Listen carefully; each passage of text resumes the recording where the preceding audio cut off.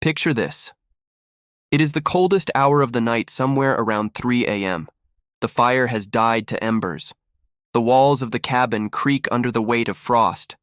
Outside, the wind howls like a wounded animal, dragging temperatures down to levels that could freeze exposed skin in minutes. And yet inside a small farmhouse in 19th century New England, a family sleeps soundly. Their breath rises in soft clouds above their faces, but their heads remain warm. Their necks stay relaxed. They do not wake shivering with that bone-deep chill that seeps into the skull and refuses to leave.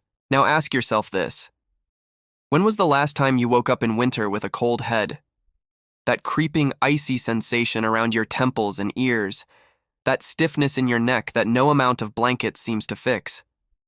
Tonight we uncover a technique so simple, so ancient, and so effective that its disappearance from modern bedrooms remains one of the strangest mysteries of domestic history. It is called the old pillow stacking method, and for centuries it was the unspoken secret behind a warm and restful night of sleep. Let us begin. Number 1. The head is the weakest link. The science of cranial heat loss. Before we can understand why the old pillow stacking method worked so brilliantly, we must first confront a truth that modern sleepers rarely consider. A truth that our ancestors learned through hard winters and harder lessons. The head is a heat leak. It seems counterintuitive at first. After all, the head is relatively small compared to the torso or the legs. It makes up only about 10% of the body's surface area. So how could it possibly be responsible for significant heat loss? The answer lies not in size, but in biology. Your head, unlike most of your body, cannot constrict its blood vessels effectively when exposed to cold. This is called vasoconstriction, and it is the body's natural defense against freezing. When your hands get cold, the blood vessels narrow, reducing blood flow to the surface and preserving warmth in the core. When your feet get cold, the same thing happens.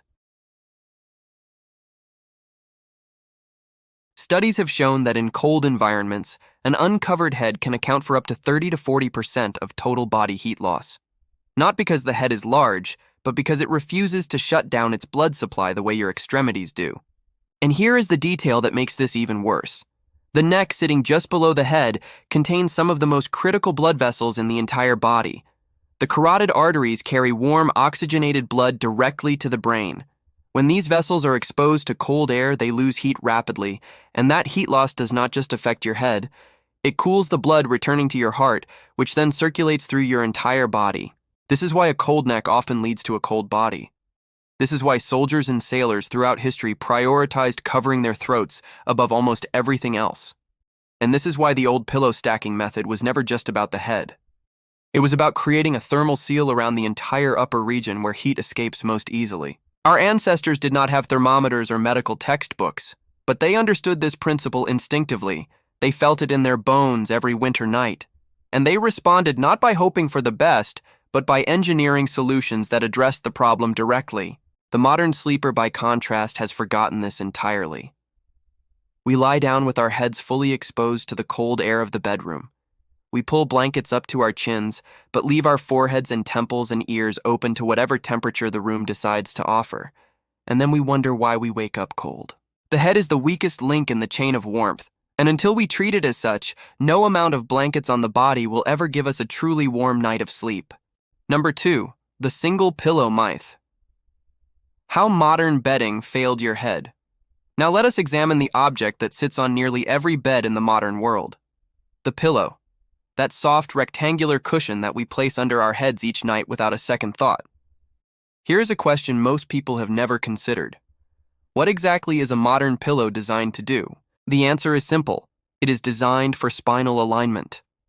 The purpose of a modern pillow is to fill the gap between your head and the mattress, keeping your neck in a neutral position while you sleep. It is an ergonomic tool meant to prevent stiffness and strain. Nothing more. But here is what a modern pillow is not designed to do. It is not designed to keep you warm. Think about it. A standard pillow sits flat beneath your head. Your face, your forehead, your temples, your ears, all remain completely exposed to the air above you. The pillow does nothing to trap warmth. It does nothing to block drafts. It does nothing to create an insulated environment around the most heat-sensitive part of your body. And yet we treat this single flat pillow as if it were sufficient. We spend hundreds of dollars on memory foam and cooling gel and ergonomic contours, and we never stop to ask, why do I wake up with a cold head every winter morning? The answer is obvious once you see it. The modern pillow was never designed for thermal protection. It was designed for comfort in climate-controlled rooms. It assumes you have central heating. It assumes the air around your head will stay at a comfortable temperature all night.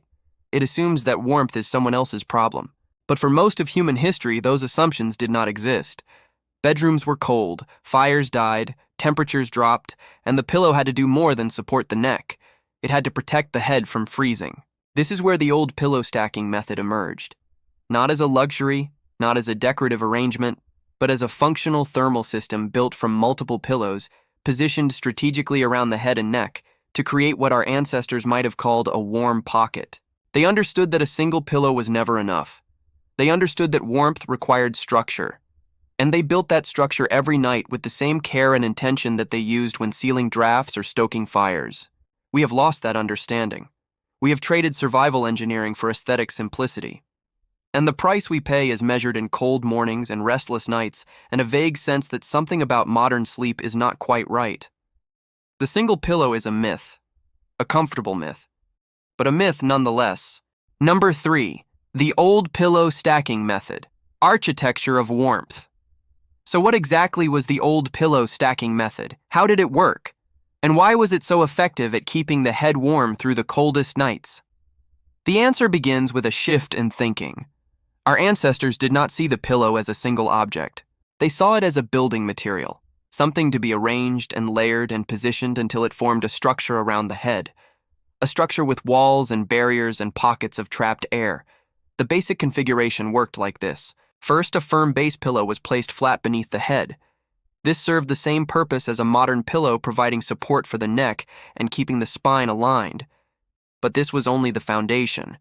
Second, a pillow was placed on each side of the head, positioned vertically or at an angle, so that it created a wall beside the ears and temples. These side pillows blocked the lateral movement of air, preventing cold drafts from reaching the most exposed parts of the skull. Third, and this is the detail that modern sleepers find most surprising, a pillow or folded blanket was often placed above the head. Not directly on the face, of course, but positioned at the crown of the skull, angling upward like a soft canopy. This top barrier prevented warm air from rising away from the head and created a ceiling for the thermal pocket below. The result was not just a pillow arrangement, it was a chamber. A small enclosed space surrounding the head on 3 or 4 sides, filled with air that was warmed by the body and held in place by the pillows. This is the same principle that makes a hood warmer than a hat. The same principle that makes a sleeping bag warmer than a blanket. Trapped air heated by the body and prevented from escaping. In frontier cabins and military barracks, this method was often enhanced with additional materials. A rolled blanket placed at the top of the head. A folded wool scarf tucked between the pillows. A piece of flannel draped loosely over the upper arrangement to seal the gaps. The specific configuration varied by region and by available resources, but the principle remained constant. Surround the head, trap the air, seal the warmth. And it worked. Night after night in rooms where breath turned to mist and water froze in the basin, this simple arrangement kept heads warm and necks relaxed and sleepers resting peacefully until morning. Number 4. Historical evidence. Diaries, manuals, and forgotten records. If all of this sounds like speculation or folklore, let me assure you it is not. The old pillow stacking method appears again and again across historical documents from multiple continents and multiple centuries. In the journals of American Civil War soldiers, we find repeated references to pillow and blanket arrangements around the head. One Union sergeant writing from a winter camp in Virginia in 1864 described how his men would stack their haversacks and rolled coats around their heads to block the wind that cut through the tent walls. He noted that the men who failed to build these barriers around their skulls were the first to fall ill and the last to recover. Across the Atlantic, in the military manuals of the British Army from the late 19th century, we find explicit instructions for cold weather sleeping. These manuals advise soldiers to create a head shelter using available materials, including pillows, folded blankets, and even packed straw. The goal stated clearly in the text was to prevent heat escaping from the head and neck. which the manual identified as critical points of thermal vulnerability. In the American frontier, detailed letters from Scandinavian and German settlers describe their sleeping arrangements in remarkable detail. One letter from a Norwegian family in Minnesota, dated 1879, describes how the mother would arrange the family pillows each night, stacking them around the children's heads like a fortress before layering quilts on top. She wrote that without this arrangement, the little ones would wake crying from the cold, but with it they slept warm until dawn. In the diary of a New England farm wife from 1847, we find a passage that captures the method perfectly. She wrote, and I quote, "We build our pillows high and close about the head, for the night air is cruel, and the fire cannot last until morning. The children know to keep still within their pillow walls, and by morning the frost on the window is thick, but their cheeks are warm." These are not isolated anecdotes. They represent a widespread practice that crossed cultural and geographic boundaries.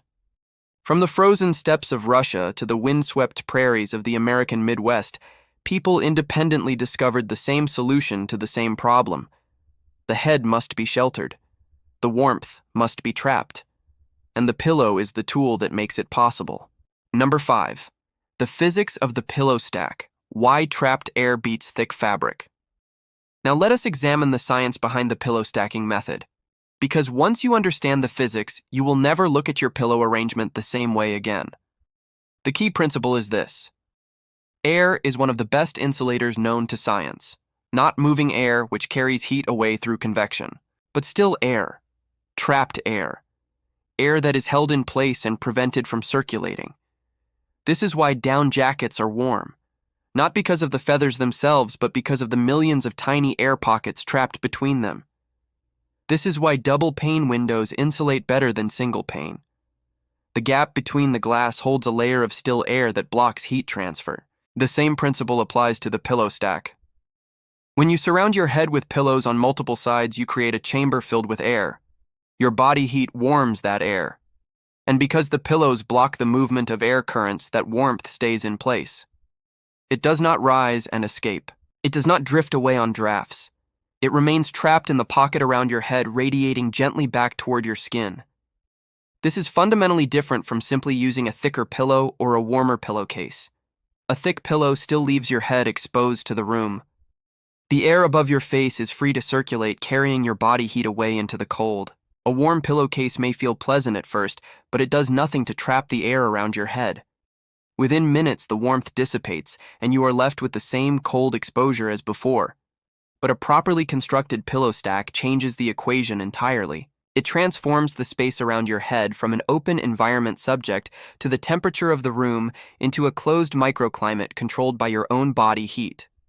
The physics are identical to the principles behind a well-designed sleeping bag or a properly tucked blanket. The goal is not to add heat from an external source. The goal is to capture and retain the heat your body is already producing.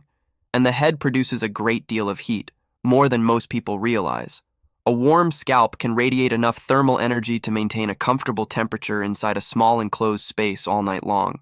The only requirement is that the space must be enclosed, the air must be trapped, and the warmth must have nowhere to go.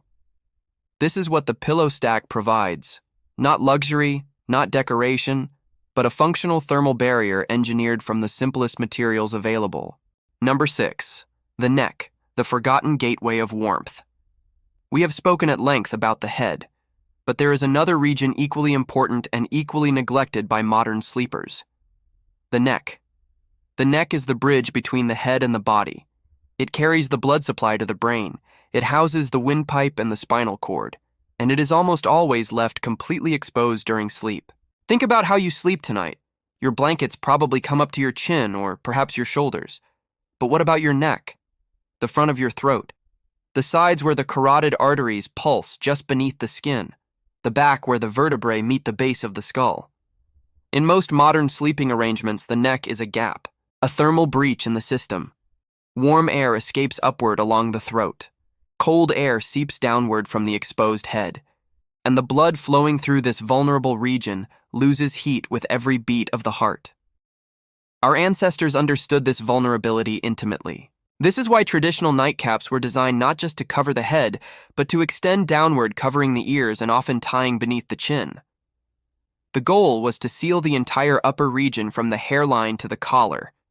This is why the pillow stacking method often included a rolled blanket or bolster positioned at the base of the skull. This roll served a dual purpose. It filled the gap between the lowest pillow and the top of the blankets, creating a continuous seal.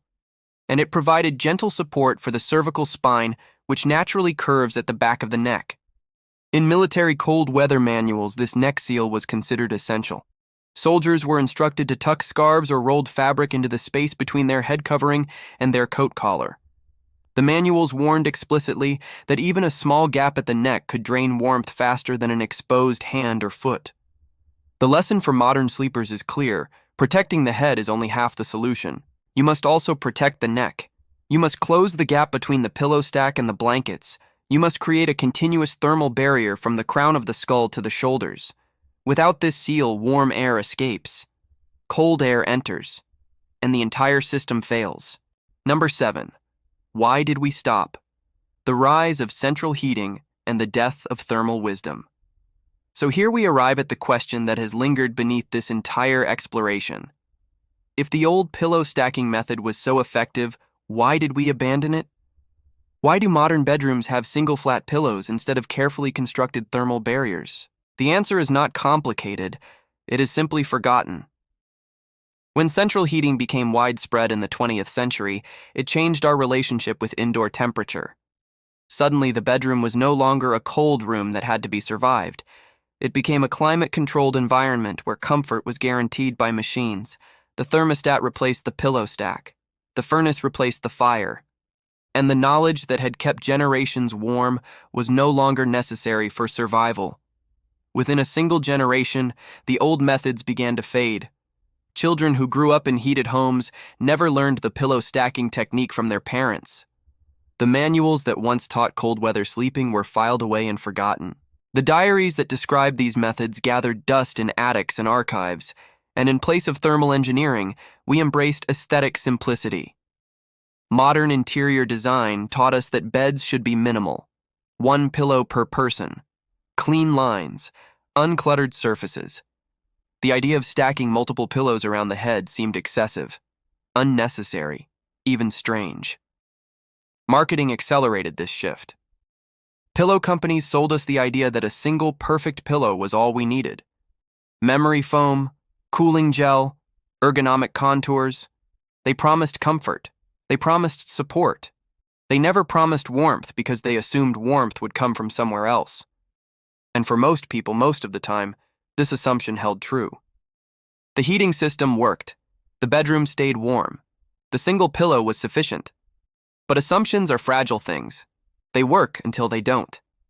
When the power goes out in a winter storm, the thermostat becomes useless. When energy costs rise and families lower their heating to save money, the bedroom grows cold. When you sleep in a cabin or a tent or any space without climate control, you discover very quickly that the modern pillow was never designed for these conditions. And in those moments, the old knowledge would be invaluable. If only we still had it. This is the tragedy of thermal wisdom lost. Not that it was wrong, not that it was replaced by something better, but that it was simply forgotten. Discarded as unnecessary, filed away with the assumption that we would never need it again. Number 8. The modern vulnerability. What we lost when we forgot. Let us pause for a moment and consider what this loss actually means. Every winter, millions of people wake up with cold heads. They feel that icy sensation around their temples, that stiffness in their neck that seems to come from nowhere, that vague discomfort that no amount of blanket adjustment ever fixes. Most of them assume this is normal. They assume that heads are supposed to get cold at night. They assume that the only solution is to turn up the heat or buy a warmer comforter. But it is not normal. And those are not the only solutions. For centuries, people slept with warm heads in rooms far colder than any modern bedroom. They did it without electricity, without central heating, without any of the technology we depend on today. They did it with pillows, arranged with care, positioned with intention, stacked into structures that trapped warmth and blocked drafts and created microclimates of comfort in the coldest conditions. We have lost that ability. And the loss is not just academic. It has real consequences. When you sleep with a cold head, your sleep quality suffers. Studies have shown that thermal discomfort during sleep leads to more frequent waking and reduced time in deep restorative sleep stages. A cold head can trigger tension in the neck and shoulders, leading to morning stiffness and headaches. It can cause the body to work harder to maintain core temperature-burning energy that should be used for cellular repair and immune function. And beyond the personal health effects, there is a deeper vulnerability, a dependence on systems beyond our control. What happens when the heating fails? What happens during a prolonged power outage? What happens if economic circumstances force you to lower your thermostat to levels that leave the bedroom genuinely cold? In those moments, the people who remember the old methods will be warm, and the people who have forgotten will suffer. This is not fear-mongering. This is history. For most of human existence, cold bedrooms were the norm, not the exception. The methods for surviving them were developed, tested, and refined over generations. They worked. We abandoned them not because we found something better, but because we assumed we would never need them again. That assumption is a luxury, and luxuries have a way of disappearing when we need them most. Number 9, rebuilding the pillow stack, a practical guide for modern sleepers. So how do we reclaim this lost knowledge? How do we rebuild the old pillow stacking method in a modern bedroom? The good news is that the technique requires nothing expensive, nothing complicated. Only a few extra pillows and a willingness to arrange them with intention. Let me walk you through the basic configuration. Start with your base pillow. This is the pillow that goes directly under your head. It should be firm enough to support your neck, but not so thick that it pushes your head forward. This pillow serves the same function it always has: spinal alignment and basic comfort. Now add your side pillows. Take 2 additional pillows and place them on either side of your head. Position them vertically so they create walls beside your ears. The inner edge of each pillow should be close to your head, perhaps 2 or 3 inches away. The goal is to block horizontal airflow without pressing against your face. Next, consider the top barrier. This is optional but highly effective. Take a smaller pillow or a folded blanket and position it above the crown of your head.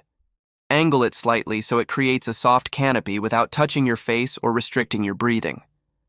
This barrier prevents warm air from rising away and completes the enclosed chamber around your head. Finally, seal the neck gap. Take a rolled towel or a small bolster pillow and place it at the base of your skull where your head meets the top of your blankets. This roll fills the gap that normally allows cold air to enter the pillow stack from below. It also provides gentle support for the natural curve of your cervical spine. Once these elements are in place, you have created a thermal chamber around your head. Your body heat will warm the air inside this chamber. The pillows will prevent that warm air from escaping, and your head will stay warm throughout the night, even if the room temperature drops significantly. The first few nights may feel unusual. You may need to adjust the position of the side pillows or the height of the top barrier. But within a week, most people find the arrangement natural, and the difference in warmth is immediate and unmistakable. Conclusion: the warmth that waits. So what have we learned from this journey into the forgotten bedrooms of the past? We have learned that the head is the body's greatest point of thermal vulnerability, that blood flows freely to the brain even in freezing conditions, making the scalp and face constant sources of heat loss. We have learned that the modern single pillow was never designed for warmth. It was designed for comfort in climate-controlled rooms. And when those rooms grow cold, it fails us completely. We have learned that our ancestors solved this problem centuries ago. They developed the pillow stacking method, a simple but effective technique of arranging pillows around the head to create a thermal chamber that traps body heat and blocks cold drafts. We have learned that this method appears across cultures and continents, in military manuals, in frontier diaries, in the journals of soldiers and settlers who survived winters that would challenge any modern sleeper. We have learned that the physics behind the method are sound. T-wrapped air is one of the best insulators known to science. A properly constructed pillow stack creates a microclimate around the head that maintains warmth throughout the night. And we have learned why we forgot. Central heating made the old methods unnecessary. Marketing convinced us that a single pillow was sufficient. And within a generation, the knowledge that had kept heads warm for centuries simply faded away. But here is the truth that should give you hope. The knowledge was never lost. It was only forgotten. and forgotten things can be remembered. Tonight, when you go to bed, you have a choice. You can lie down with a single pillow and hope the room stays warm, or you can stack your pillows with intention, build the walls, create the chamber, trap the warmth. You can sleep the way your ancestors slept, protected, enclosed, warm. The cold has not changed. The physics have not changed. The vulnerability of the human head has not changed. The only thing that changed was us. We forgot, but now you remember. This is Historia Prime, keeping the old knowledge alive so you can face the world with confidence instead of fear. If this forgotten wisdom gave you something valuable tonight, hit that subscribe button. Share this with someone who wakes up cold every winter morning. Help spread the knowledge that our ancestors left behind. And now I have one question for you. What is your coldest memory of sleep? A frozen camping trip? A power outage in January? A night in an unheated room when you wondered if morning would ever come? Share your story in the comments below. Someone else might learn from it. Someone else might find warmth in your experience. Stay warm. Stay curious. And I will see you in the next deep dive.